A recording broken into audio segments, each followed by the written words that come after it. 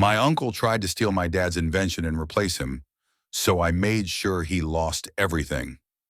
My dad was a genius, but you wouldn't have known it from the way our family treated him. He wasn't flashy or loud. He didn't go to college, didn't brag, didn't care about impressing anyone. He just made things, fixed things, improved them.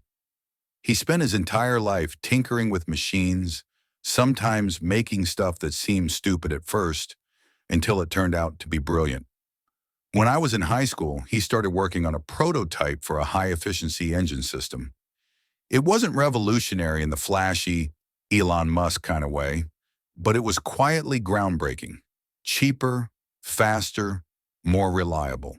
He tested it on his old Chevy, and the damn thing ran smoother than ever, using 40% less fuel. I saw it. I helped him build it. He was finally going to try and patent it, maybe even license it out to manufacturers. But then my Uncle Ray stepped in. Ray was my dad's younger brother and the exact opposite of him. Loud, arrogant, always chasing some scam or shortcut. He had a degree in marketing and thought that made him the smartest person in every room. I never liked the guy, but my dad, he wanted to believe the best in his little brother. So when Ray offered to help navigate the business side of the patent and investor process, my dad said yes. I warned him. "Don't trust Ray," I told him. "He's going to screw you." But my dad just smiled, patted my shoulder and said, "Let's give him a chance. He's family." Biggest mistake of his life. Within 3 months, Ray had taken over everything, filing paperwork in his name, setting up meetings without my dad, locking him out of the investor pitch materials. He said it was just legal formalities, and my dad believed him, until he got served. Ray filed a provisional patent under his own name, claiming sole inventorship. My dad was devastated. I had never seen a grown man look more betrayed. And the worst part, Ray spun the whole thing to our extended family, telling everyone that he was the one who designed the engine system and that my dad was losing it mentally. People believed him. My dad spiraled. He stopped working on his projects, barely got out of bed. And when a licensing firm actually picked up Ray's version of the prototype, he made headlines as some blue-collar genius from the Midwest. I watched it all, and I decided I was going to destroy him. I didn't rush it.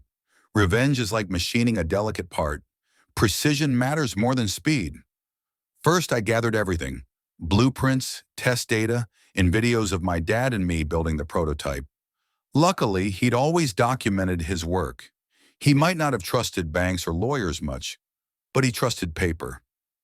Every sketch, every adjustment, every part number was dated and signed in his big, looping handwriting. Next, I quietly reached out to a patent attorney. I didn't go to some huge firm. I found a guy named Patel, small-time, brilliant, and obsessed with intellectual property rights. The moment I showed him what we had, his eyes lit up. He explained that we had a case, a very strong case, but we'd need to prove that Ray knowingly filed a false claim of inventorship. So I got to work. Ray had started doing interviews by then, podcasts, business journals, even a local TV appearance where he toured a tiny factory like some savant. It was disgusting, and it was also a gold mine. In one clip, he fumbled over the most basic mechanics of the engine. In another, he credited years of mechanical expertise, which he didn't have. My dad had built lawn mowers from scratch when Ray was still asking how to change a spark plug. I knew I needed more than that, though, so I baited him. I created a burner email account and posed as a small investor from Texas, interested in backing Ray's next big thing.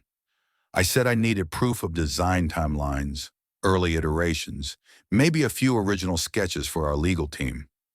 Ray was arrogant. He took the bait. He sent me scanned copies of the original engine sketches. Only, they were my dad's sketches, the same ones we had in our garage, dated months before Ray claimed he began development. Ray hadn't even bothered to erase the initials in the corner. He thought no one would notice BM in the bottom right, the initials of Ben Matthews, my dad. That was the smoking gun. We filed a petition with the United States Patent and Trademark Office to invalidate Ray's patent due to fraud and misrepresentation. At the same time, Patel launched a civil suit on behalf of my dad, seeking damages and full credit for the invention. Ray didn't even see it coming. He thought we were finished, that we'd rolled over. He was about to learn how wrong he was. When the legal notice hit his inbox, Ray panicked. He called my dad first, of course, left a furious, unhinged voicemail. "What the hell is this, Ben? You don't even know what you're doing. You're going to lose everything if you fight me." My dad just forwarded it to the attorney. Ray had no idea the fire he lit. The legal battle started heating up fast. Once the USPTO saw the documentation we provided, original designs, witness statements from neighbors and friends who had seen my dad working on the prototype years earlier, timestamps on photos and videos, it didn't take long for them to initiate a formal review of the patent. But the real damage came during discovery in the civil case. We subpoenaed Ray's email accounts, including the one he used to send that burner investor the copied sketches. His lawyer fought it, of course, but lost. Once those emails were entered into evidence, it became open season. The court filings were public. I made sure every journalist Ray had ever spoken to got a neat little packet in their inbox, complete with side-by-side scans of the original and forged sketches, the audio of his interview, where he couldn't explain basic mechanics, and, just for flavor, a breakdown of his fraudulent patent history. The media pounced. Stories flipped. Headlines changed from Midwestern innovator disrupts engine market to patent fraud scandal rocks startup darling. His interviews were pulled. Investors started pulling out. Licensing deals evaporated. His so-called factory shut down within 2 weeks. And I wasn't done yet. Remember how Ray had been telling the family that Dad was mentally slipping? I compiled a full timeline of his lies, paired with legal filings, emails, and expert statements. Then I sent it to everyone in the family. No dramatic commentary. No, I told you so. Just facts. Some of them reached out, some apologized, most didn't. That was fine. I wasn't doing it for their approval. Meanwhile, Ray's life was unraveling. He'd leveraged everything he had to launch his fake company, took out loans, maxed out credit cards, mortgaged his house. When the investors vanished and the lawsuits hit, his finances collapsed. He tried to countersue for defamation, but it was dead on arrival. 1 week later, he filed for bankruptcy, and my dad, he finally smiled again. The day the patent office officially revoked Ray's claim, my dad and I were sitting on the porch, just like we used to before all the chaos. He didn't say much. He wasn't the kind to gloat, but I could see it in the way he sat straighter, how his hands stopped shaking when he sipped his coffee. He was back. The world might have tried to write him off, but he'd outlasted it, outwitted it. He didn't need revenge. That's what he said. I didn't want to ruin him, he muttered. I just wanted what was mine. Me? I wanted both. Once the dust settled and Ray was officially out of the picture, Dad and I refiled the patent, this time correctly. His name, his design, his invention. Patel helped connect us with a new investor, someone with actual integrity who'd followed the story and was impressed by both the design and the perseverance. Within a few months, licensing deals were back on the table. But this time, the credit and the money were going to the right man. Meanwhile, Ray tried to claw his way back.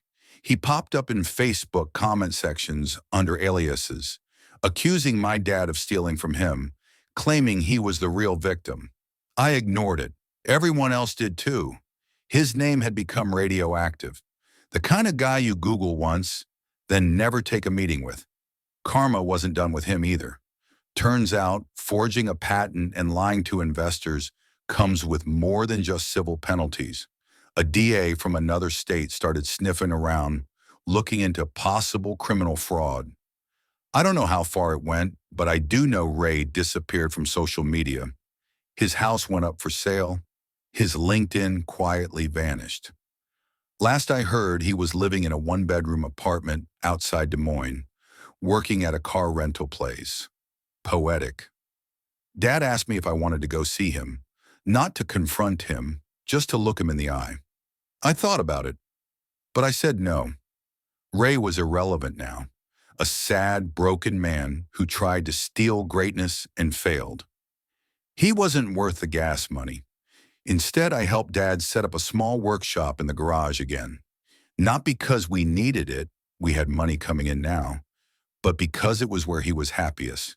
Wrenches, oil stains, country music humming from the radio. That was his peace, and mine was knowing the truth had won. Months passed, and Dad's workshop became our little fortress again. But something had changed, not just in him, but in me too. I'd spent so long focused on revenge, on making Ray pay, that I hadn't realized what it had built inside me. Resolve.